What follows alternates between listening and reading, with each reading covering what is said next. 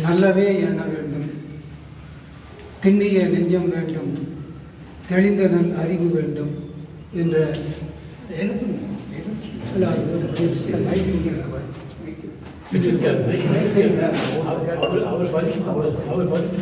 என்ற பாரதி வரிகளை நினைவுபடுத்தி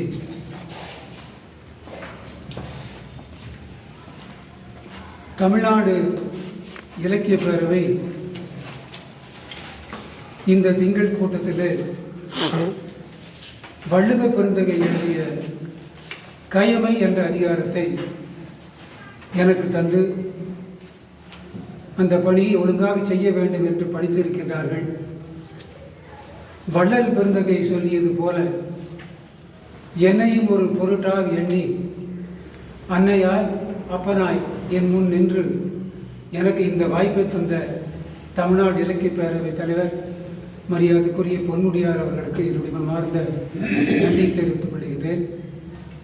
அத்தோடு என்னை 15 நிமிடங்களில் நிறுத்திக் கொள்ளையா என்று பணித்திருக்கின்றார்கள். மன்னிக்க வேண்டும், அது சாத்தியமில்லை, சற்று பொறுத்துக் கொள்ள வேண்டும். பொதுவாக ஐயா அவர்கள் சொல்லிய மாதிரி திருக்குறள் சமயம், மொழி, இனம் கடந்த ஒரு அறநூல், அனைவரும் அறிந்த ஒன்று. அதில் இல்லாதது இல்லை, சொல்லாதது இல்லை. அதனால்தான் பாரதியோட வள்ளுவரை போல், இளங்கோவை போல், கம்பனை போல் பாடியவர் எங்களும் கண்டது. இத்தகைய அருமையான அந்த அறநூல் உலகெங்கிலும் பேசப்படுகிறது. அதில் ஒன்றும் அதிசயம் இல்லைங்கிறது. உலகத்திலே 36 பல்கலைக்கழகங்களிலே திருக்குறள் போதிக்கப்படுகிறது என்று எல்லாம் குறிப்பு வந்திருக்கின்றது. அதில் ஒரு விசேஷம் என்ன என்று சொன்னால், சைகை மொழி மட்டும் பேசுகின்ற, அதிகமாக பேசுகின்ற, சைகையிலேயே பேசுகின்ற அந்த கம்போடியா நாட்டில் ஹெமர் என்ற மொழியில், அங்கே பேசப்படுகின்ற மொழி ஹெமர் மொழி. அந்த மொழியில் சைகை மொழியாகவே தன்னுடைய வாழ்க்கையை ஓட்டி வருகின்ற அந்த கம்போடியா மக்களுடைய அந்த பேச்சு மொழியில், ஹெமர் மொழியில் திருக்குறளை மொழிபெயர்த்திருக்கின்றார் என்பது ஒரு விஸ்தரமான ஒரு செய்தி. இது திருக்குறளுக்கு கிடைத்த பேர். அது மட்டுமல்ல, இன்னொரு செய்தி, கனடாவில் நயகரா நீர்வீழ்ச்சியிலிங்க அந்த நீர்வீழ்ச்சி பக்கத்தில் ஒரு செய்தி அந்த ஒரு அட்டையில் பதிவு செய்திருக்கின்றார்களாம். நோ யூனிவர்சல் வித்தவுட் வாட்டர், நீரென்று அமையாத உலகம். இந்த வரியை அங்கே எழுதியிருக்கின்றார் என்ற ஒரு தகவலை என்னுடைய மகள் அங்கு சென்றிருந்த போது அதுக்கு விளக்கம் கேட்டாங்க. இந்த நான் குறளை சொன்னேன். அப்போ இந்த திருக்குறள் சமயம், மொழி, இனம் கடந்தது என்பதற்கு சான்றாக நிறைய தகவல்களை நாம் திரட்டி வைத்திருக்கின்றோம். எனவே இத்தகைய ஆங்கிலம் நோ யூனிவர்சல் வித்தவுட் வாட்டர், நீரின்றி அமையாத உலகம். இத்தகைய சிறப்பான அந்த அறநூலை வள்ளுவ பெருந்தகை எனக்கு தந்திருக்கின்ற தலைப்பு கயமை. அதை போத்துக்கிறேன். 10 நிமிஷம் எப்படி நல்லா பேசுறேன். இவ்வளவு சிறப்பான ஒரு அறநூல், அந்த அறநூலை எழுதிய வள்ளுவ பெருந்தகை, வள்ளுவ ஆசான், எத்தனையோ அதிகாரங்களை படித்த அந்த ஆசான் ஏன் பொருளதிகாரத்தில் 108வது அதிகாரமாக கயமை என்ற அதிகாரத்தை படித்தார்?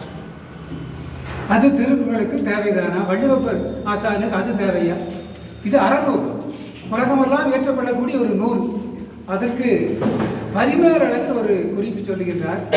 ஐயா, முன்பு சொல்லப்பட்ட அறநூல்களிலெல்லாம் சொல்லப்பட்ட அற கருத்துக்கள் நீங்களாக, முன்பு சொல்லப்பட்ட அற கருத்துக்கள் எல்லாம் நீங்களாக, மீண்டும் சொல்ல கூடாதன, சொல்ல தகாதன என்று ஒன்று இருந்தால்தான் நல்லன தெளிவாகும், நல்லன விளக்கும், நல்லன சிறப்புரிவு என்று பரிமேலழகர் உரையிருக்கிறார்.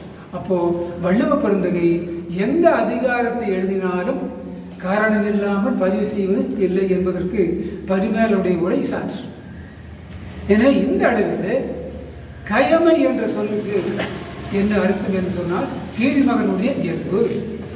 மேன்மகனுடைய இயல்புக்கு ஏற்றாற் போல அப்படியே நேரடியாக நாங்கள் பிரதிபலிப்பாக சொன்னால் கீழ்மகனுடைய இயல்பு, அந்த கீழ்மை குணம் எது என்று சொன்னால் பொய் சொல்லுதல், களவு செய்தல், பிறர் மனை விரும்பல் என்று உலகத்திலே என்னென்ன விரும்பத்தகாத நிகழ்வுகளையெல்லாம் ஒரு செய்கின்றானோ அவன் கீழ்மகன். அது கீழ்மை. இதை வள்ளுவ பெருந்தகை தன்னுடைய 10 அதிகாரத்தில் எந்தெந்த செயல்கள் என்னென்ன கீழ்மை குணம் உடையன என்பதையெல்லாம் மிக தெளிவாக ஒவ்வொரு குறளிலே வெளிப்படுத்துகின்றார். இதை நான் மிகச் சுருக்கமாக ஒரு 2 உதாரணங்களோடு சொல்லி முடிக்கின்றேன். முதல் குறளுங்க மிக எளிமையான குறள். இந்த கயமை என்ற அதிகாரமே எல்லாருக்கும் புரிய மாதிரி ஒரே கருத்தை திரும்ப திரும்ப சொல்ற மாதிரி எல்லாருக்கும் புரிகின்ற ஒரு எளிமையான அதிகாரம். அதனால எனக்கு கொடுப்பார் ஓடுகிறேன். முதல் குறள், மக்களே போல்வர் கயவர்.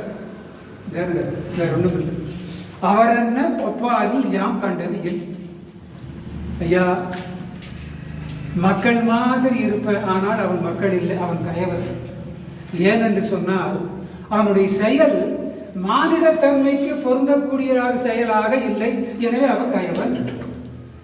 பொய் சொல்லலாம், களவு செய்யலாம், சூது, கொலை, பிறன்மறை மனை விரும்புதல், இப்படி என்னென்ன விரும்பத்தகாத செயல்கள் செய்கின்றானோ அவனை கீழ்மகன் என்று சொல்வதை தவிர எப்படி சொல்வது? அவர் எப்படி மனித ஜாதி என்று எப்படி சொல்வது? அதனால்தான் அவர் என்ன சொல்லுகின்றார் வள்ளுவர்? மக்களே போல்வர் கயவர். மக்களே போல்வர் கயவரும் மக்களை ஒப்பர். அப்போ இது ரெண்டு பொருள். ஒன்று கயவர், ஒன்று மக்கள். இவர் போல இவர், இவர் போல இவர், இது ஓமை அணி. இவர் போல இவர், இவர்தான் இவர், அவர்தான் இவர் அப்படின்னு சொன்னது உருவமாய் போகுது. இவர் போல இவர், இவர் போல இவர், மக்கள் கயவர், 2 பகுதியில். எனவே இது கைமை குணத்திற்கு உரிய அந்த மானிட ஜாதியை நல்ல கடுமையாக சாடுகின்றார். அந்த கைமைக்கு ஒரு எடுத்துக்காட்டாக ஒரு புதுக்கவி சொல்ற மாதிரி எப்படி அந்த கீழ்மகனுடைய அந்த பண்பு எப்படி இருக்குன்னு சொன்னா, இது ஒரு கவிதை படிச்சிருக்கு. இல்லா தங்கைக்கு, யுகபாரதி என்ற கவிஞர் எழுதுறது. தங்கையே அவனுக்கு இல்லைங்க. இல்லா தங்கைக்கு திருமணம் என்று பையை சொல்லி ப்ராவிடன்ட் ஃபண்டில், ஆங்கில வார்த்தையை போட்டிருக்காரு, ப்ராவிடன்ட் ஃபண்டில் கடன் வாங்கினார். கடன் வாங்கி ஒரு டிவி வாங்கினார். டிவியை முதலாக ஆன் செய்த போது வந்த செய்தி தடங்களுக்கு வருந்துகின்றோம், வந்த செய்தி தடங்களுக்கு வருந்துகின்றோம். இதுதான் கீழ்மகனுடைய செய்தி. தங்கையே இல்லை, இல்லாத தங்கைக்கு என்னுடைய பெயரை சொல்லி அந்த ப்ராவிடன்ட் ஃபண்டில் பணத்தை வாங்கி அந்த பணத்தில் ஒரு டிவியை வாங்கி, அது இயற்கை அல்லவா? அப்போ கீழ்மகனுடைய செயல் எப்படி இருக்கு? இப்படிதான் இருக்கு. உனக்கு எப்படி டிவியில் நல்ல செய்தி வருது? வந்த முதல் செய்தி தடங்களுக்கு வருந்துகின்றோம், தடங்களுக்கு வருந்துகின்றோம். இது கயமை குணத்திற்கு அந்த கவிஞர் காட்டுகின்ற ஒரு சான்று. இதான் இவனை இந்த ஆளை நம்ம எப்படி நீ மக்கள் சொல்லுவீங்க? இவன் கயவன் தானே. தங்கை இல்லாத ஒரு கடனை வாங்கி அந்த டிவியை வாங்கி அந்த நல்ல செய்தி கேட்க முடியாம மானங்கட்டு போனதான். எனவே நீ கயவன், நீ மஞ்சள் அல்ல. அதனால்தான் மக்களே போல்வர் கயவர், மக்களே போல்வர் கயவர். இது முதல் குறள். 2வது அதே தான் திரும்ப வருது. நன்றறிவாரின் கயவர் திருவுடையார் நெஞ்சித்து அவலம் எவர். ஐயா, நல்லது பேசுறவனுக்கு, நல்ல செய்திகளை பேசுகின்ற சான்றோர் பெருமக்களுக்கு யாரும் கேள்வி கேட்க மாட்டாங்க. அவன் தான் உயர்ந்தவன். கீழானவன் என்ன பேசிக்கிறான்னா, கீழ்மை தன்மையில நான் தான் உயர்ந்தவன், கீழ்மை தன்மையில நானும். அந்த மேலானவர் பேசுகின்ற அந்த மேன்மை தன்மை வேறு. இவன் அதை எதிர்மறையாக எடுத்துக்கொண்டு கீழான தன்மையை பேசுவதில் நான் தான் உயர்ந்தவர் என்று சொல்கின்ற பொழுது இங்கே அப்படியாது வள்ளுவர் அதுவா சொல்றாரு. அப்படி சொன்னா அப்படி சொல்லாத, இது வஞ்ச புகழ்ச்சி அணி. இது என்ன அணி? இது வஞ்ச புகழ்ச்சி அணி. அப்போ புகழ்வது போல படித்தல், படித்தது போல புகழ்தல்.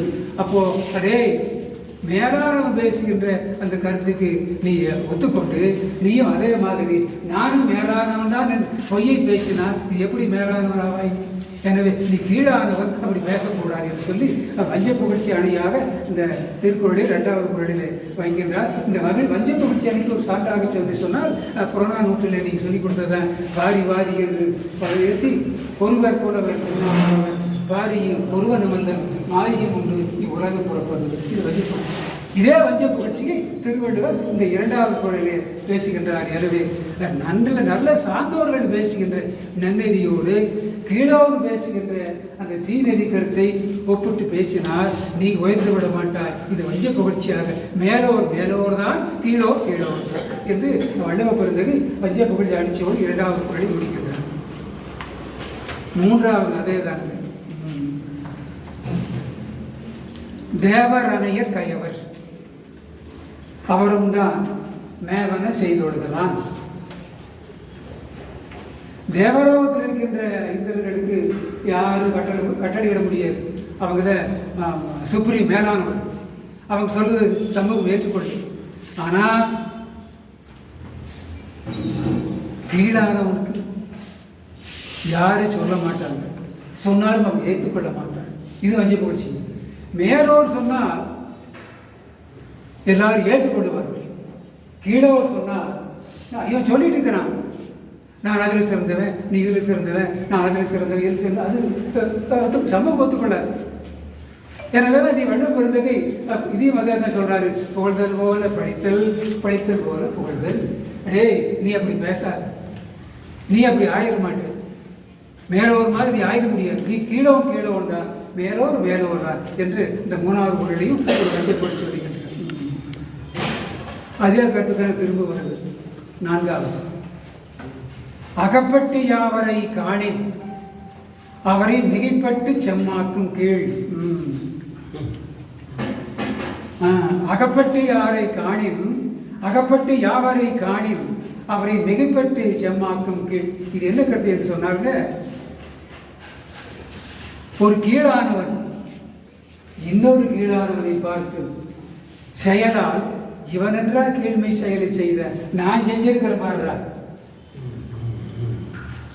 நீ என்றா பண்றது, நான் முனை காட்ட பண்றேன் சொல்லி தன்னைத்தானே பீத்தி கொள்வது. இந்த கிராம வாடையில் சொன்னா பீத்தி கொள்வது. இதுக்கு ஒரு சான்று சொல்ல வேண்டும் என்று சொன்னால் இது ஒரு நகைச்சுவையாக சொன்னாங்க.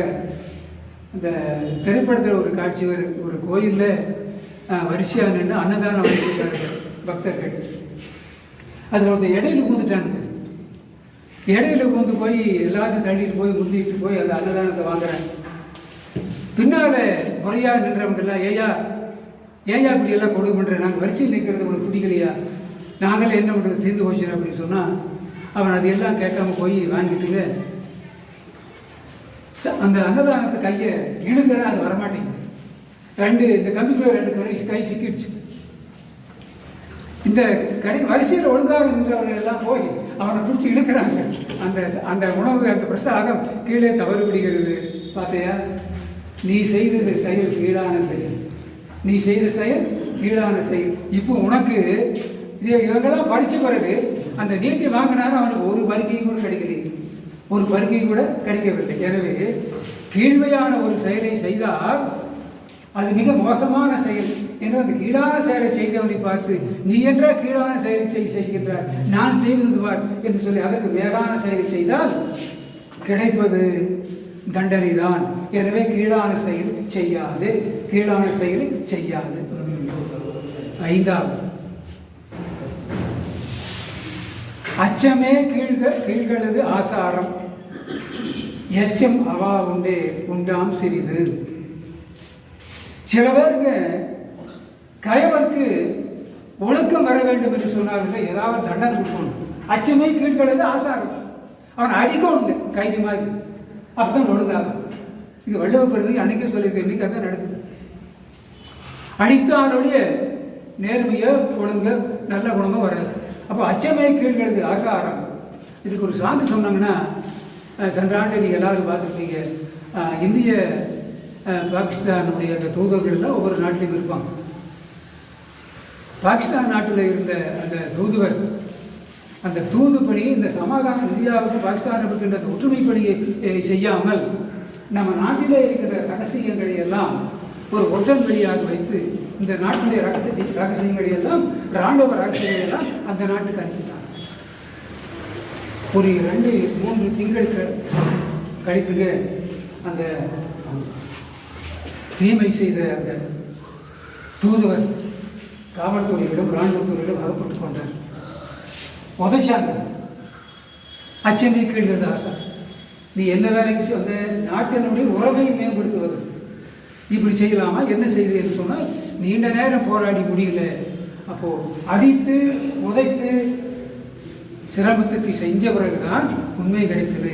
இதை வள்ளுவர் சொல்றாரு, அச்சமே கீழ்கிறது ஆசாரம். அவரை நீ மயிலே இறங்கி ஓடுன்னு அது ஓட அடித்தால்தான் உதைத்தால்தான் அது கீழ்கிறது ஆசாரம். அதோட மாற்ற முடியாது. கீழருடைய ஆசாரத்தை எல்லாம் நாம மென்மையாக பேசிக்கிறத வாங்க முடியாது. இப்போ எப்படி காவல்துறை செய்கின்றது அந்த பணியை நீங்கள் எப்பவுமே பார்த்தீங்கன்னா அந்த திருட்டு குற்றம் சுமத்தப்பட்ட ஒருவனை நான் என்னதான் திருத்தினாலும் கொஞ்சம் சில கருத்துக்களை எல்லாம் வாங்குவதற்கு சில தண்டனை கொடுக்கணும். அப்போ சில நேரங்களில் வன்மத்தை பயன்படுத்தணும். அப்போ வன்மத்தை பயன்படுத்தி உடலை சொன்னால் அவன் தான் அது யாருடைய குணம் என்று சொன்னால் அது கீழ்மனுடைய குணம். அவரிடம் நீ நியாயத்தை பேசாது, வன்மத்தை பயன்படுத்து, அப்பத்தான் அது அவனுடைய அந்த புத்தியானது திருந்தும் என்று சொல்லி வள்ளுவ பெருந்தகை இந்த கைமுடைய தன்மையை புலப்படுத்துகின்றார். அடுத்ததுங்க மிக மிக முடிச்சது 6வது குறள். சில பேருக்குங்க அரைவரை அண்ணர் கயவர் தாம் கேட்ட மறை பிறர்க்கு உரைத்தலாம். சில பேருக்கு என்னன்னாங்க, பக்கத்து வீட்டில் என்ன நடந்ததுன்னு பார்த்து போய் அடுத்த வீட்டுக்கு அக்கா கிட்ட சொல்லிடுவோம். இது நம்ம கிராம வாடையில் ஏண்டா பறைச்சிட்டு இருக்கிற இந்த செய்தி என்று கேட்பாரு. அப்போ பறைதல் என்பது அது ஏதோ ஒரு இனத்தையோ ஜாதியோ குறிக்கிற சொல்லல. ஆனால் அது அண்ணன் ஒத்துக்கப்பட்டது, அது உண்மையும் அல்ல. பறைதல் என்று சொன்னால் இங்க இருக்கிறது அங்கே போடுறது, அங்கே இருக்கிறது அங்கே எடுத்து போடுறது. அவனால் இருக்க முடியாது. டேய், இது யாருடைய வேலை? அரைவரை என்ன கயவர். இந்த செய்தி அங்கே போட்டு அந்த செய்தி இங்கே சொல்லி மூட்டி விட்டார். கேட்ட மறை பிறருக்கு உரைத்தனால் சொல்லக்கூடாத ஒரு செய்தியை போய் எழுத்து கொண்டு பறிச்சு விட்டால் அவனுக்கு பேர் தான் பறைய. உனக்கு இதுதான் வேலையாடா, உனக்கு இதுதான் வேலையா என்று சொல்லுக்கு அந்த அது கொஞ்சம் கடுமையான வார்த்தை பறைதல். அது ஒரு சாப்பிடுங்க. அருமையான ஒரு பாட்டு ராமாயணத்திலேயே ராமனுக்கு முடிசூட்டி விழா. நல்ல சாட்டு, நாடே மகிழ்ச்சியா இருக்கு. பொறுத்திக்கு மட்டும் ஒரே படபடப்பு. யாரு? பூமி படபடப்பு. ராமனுக்கு பட்டாபிஷேகமா? அரைவரை என்ன கையவர், அரைவரை என்ன கையவர். இதை பறைய போற ஓடி சென்று எப்படியாவது கேட்டுடலாம்.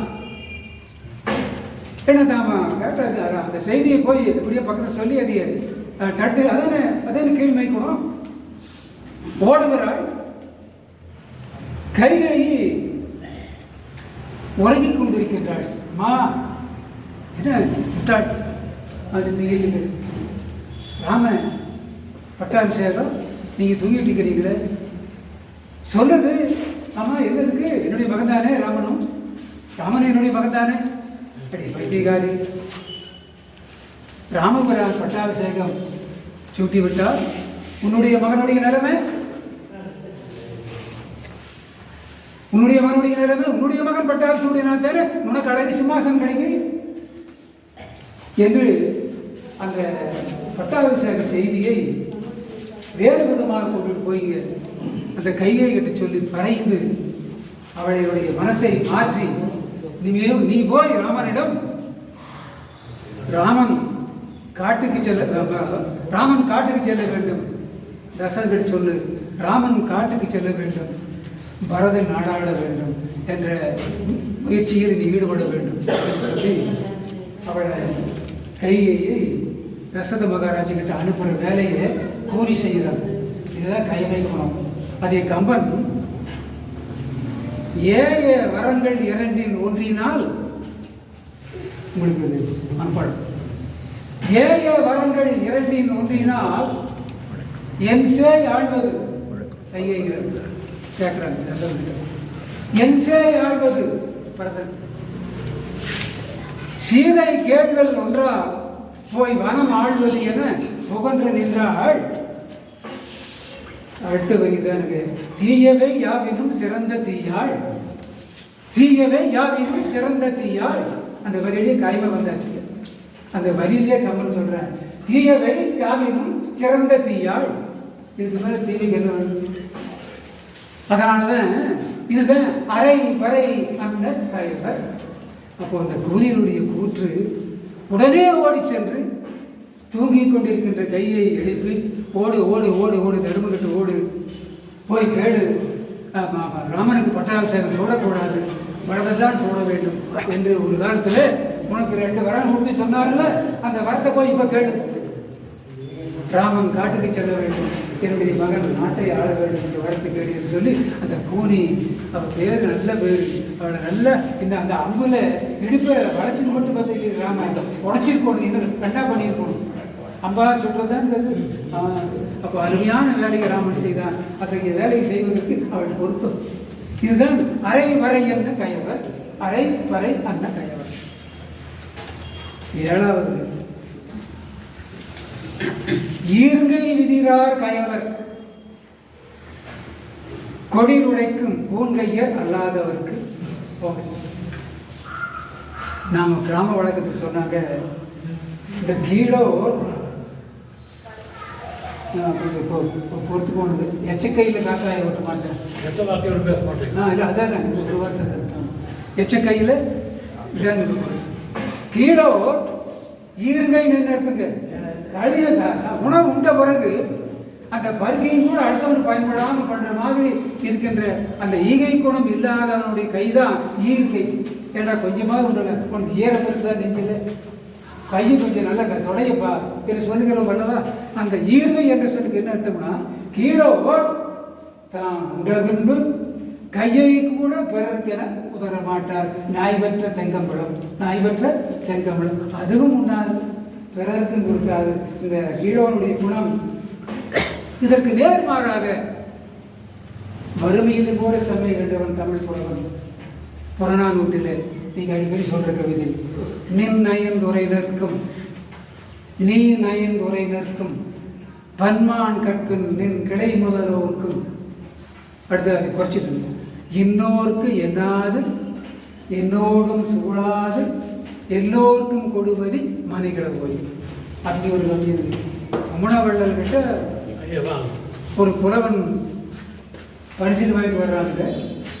அது வறுமையில் செம்மை. இந்த குரலுக்கு நேர். அந்த புலவனுடைய வீட்டில்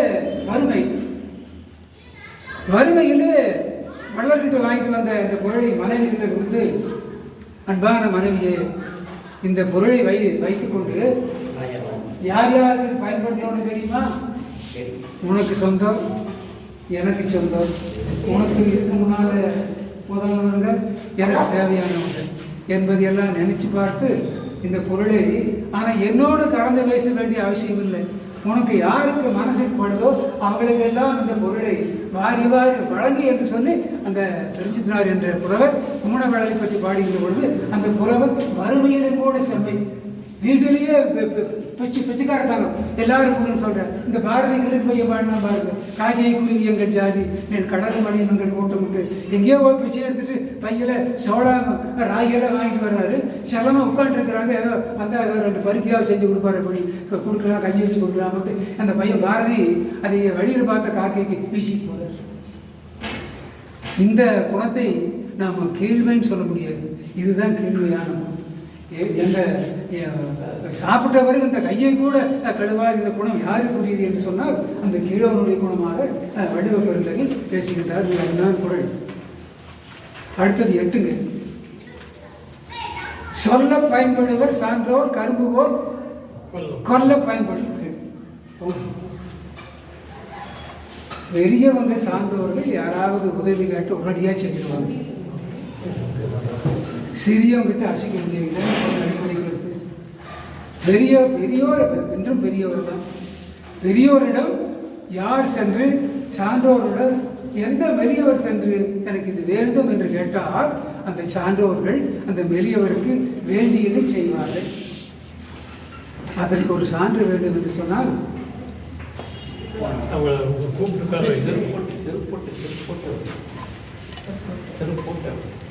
தமிழ்நாடு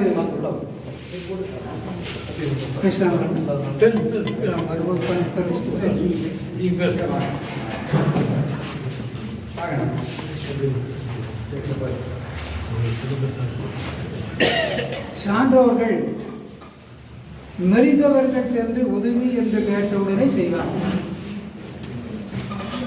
அதுக்கு ஒரு சான்றாக நாம் சொல்லணும்னாங்க,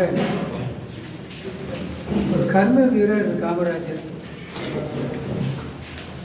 ஏன்னா இப்போ அண்ணனுடைய வழியில் சொன்னால் பெரியவர் நல்ல கேட்டார். யார் எதுவோ கேட்டாலும் தன்னுடைய துணையாருடைய பரிசு பணத்தை எடுத்து தர்மம் முடியும். அரசு கொடுத்த பணத்தை வேண்டாம் என்று உதவிய மனிதர் மறைந்த காவல். இவங்கெல்லாம் இவங்களை தான் சார்ந்தவர்கள். நம்ம யாரும் சொல்ல முடியாது, ஐயா எனக்கு இது வேணும் இதே சான்றோர். சொல்ல பயன்படுவர் சான்றோர். உதவியுடைய சரி காமராஜர் கிட்ட கொடுத்தாரு.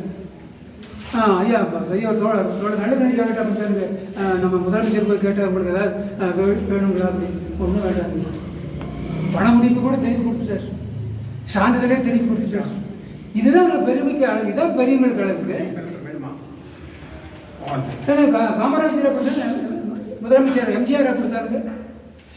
இதெல்லாம் வரலாற்று ரீதியில் அரசு ரீதியை பார்க்கிற காட்டில் கொஞ்சம் ஒதுக்கி வச்சிருப்பாட்டி ஒரு மானிடத்தன்மையோடு பார்க்கணுங்க. அது அவங்க தான் பெரியவங்க அந்த பெருமைக்குரிய குணம் அவர்கிட்ட இருக்கு. அப்போ சொல்ல பயன்படுவர் சான்றோர் கரும்புவோர் கொல்ல பயன்படுத்து. அடுத்தது 9வது குறள், மிக அருமையான குறள். உடுப்பதோ உண்பதும் காணில் பிறர் மேல் வடு காண பற்றாகும் கீழ்.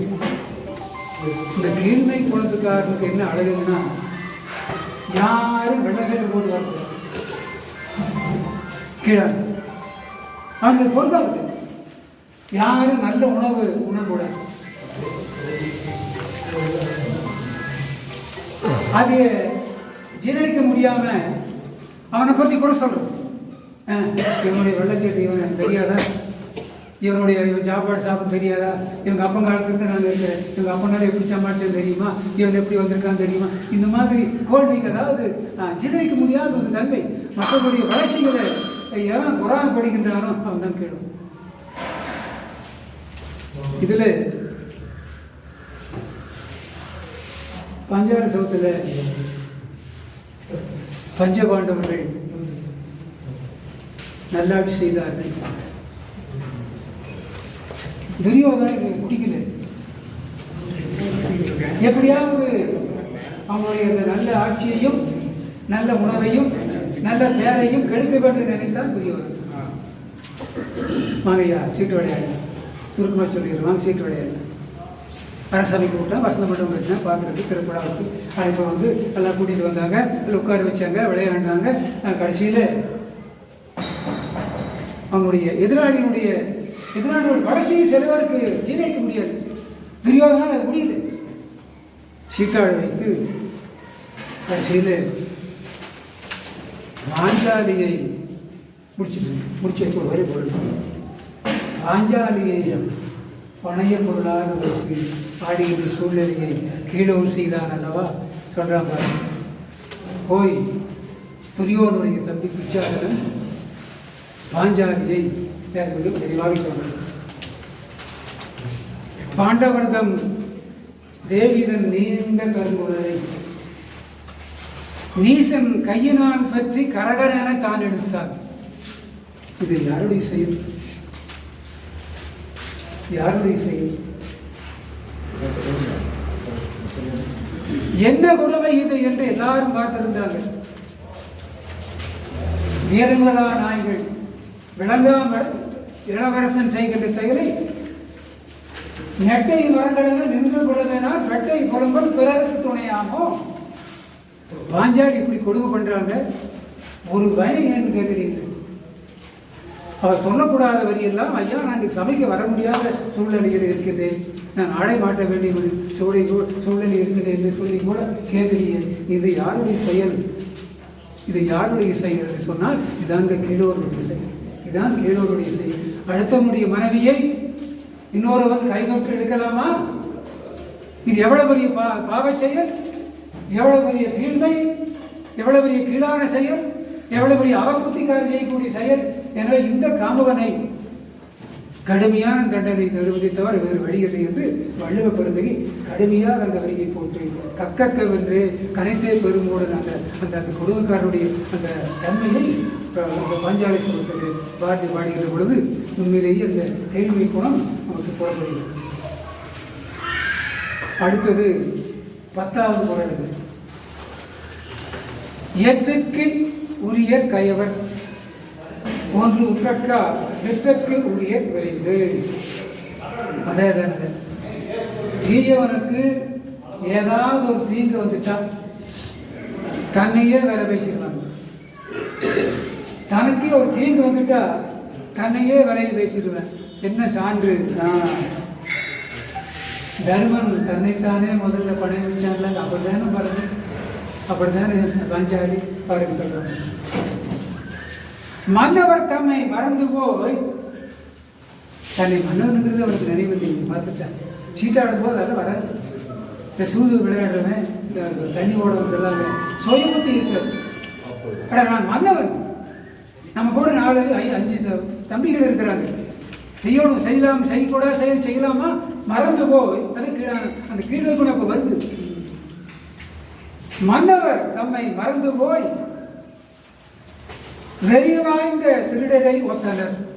வெறி வாய்ந்த திருடரை ஒத்தனர். மன்னவன் என்று திருடன். ஏன்னா பல பேருக்கு முன்னால மனைவியை வைத்து விளையாடுவதற்கு தயாராகி விட்டான், தம்பியை வைத்து விளையாடுவதற்கு தயாராகி விட்டான். எரிதழல் கொண்டு வா அண்ணன் கையை அழைத்திடுவோம் பாடினார்கள். அப்போ தம்பியை வைத்து இழப்பதற்கும் மனைவியை வைத்து இழப்பதற்கும் தயாராகி விட்டு அந்த அவனை என்ன என்று சொல்வது? வெறி வாய்ந்த திருடரை ஒத்தனை. அங்கு சின்ன சகனி சிரிப்புடன் சிரிக்கிறதாருங்க. இதெல்லாம் சகனி வேலை. சகனி சிரிக்கின்றான். இன்னும் செப்புக பந்தயம் வேறு என்றான். அண்ணே 1-2 பொருள் இருக்குது, அதையும் வச்சு விளையாடுது. சகனியுடைய வேலை இதுதான். சகனியுடைய வேலை இது. கீழானுடைய விளையாடுங்கண்ணா. கடைசியில் பிடிச்சிடலாம், முட்டதை பிடிச்சிடலாம், எல்லாம் முட்டா சொல்லிங்க பிடிக்கிறது. இது சகனுடைய வேலை. செப்புக பந்தயம் வேறு என்றால் இவன் தன்னை மறந்தவனாதலால் தன்னைத்தான் பணையமாக வைத்தான். இது கீழோருடைய செயல். இது யாருடைய செயல் என்று சொன்னால் இந்த காரியத்தை எல்லாம் கீழோடு தான் செய்யும்.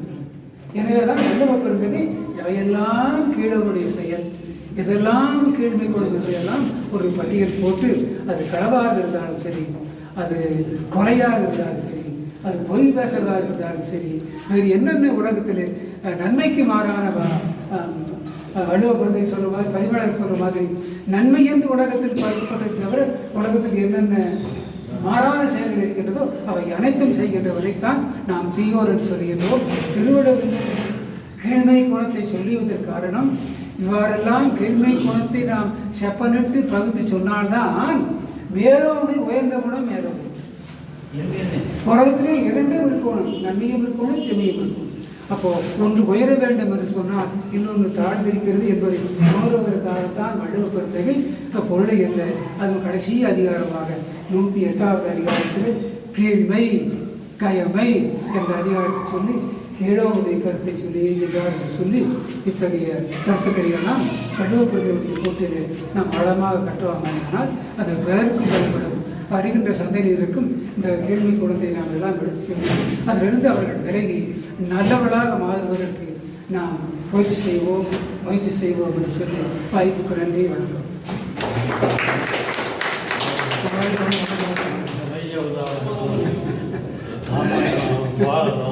எல்லாம் கொண்டு நன்றி.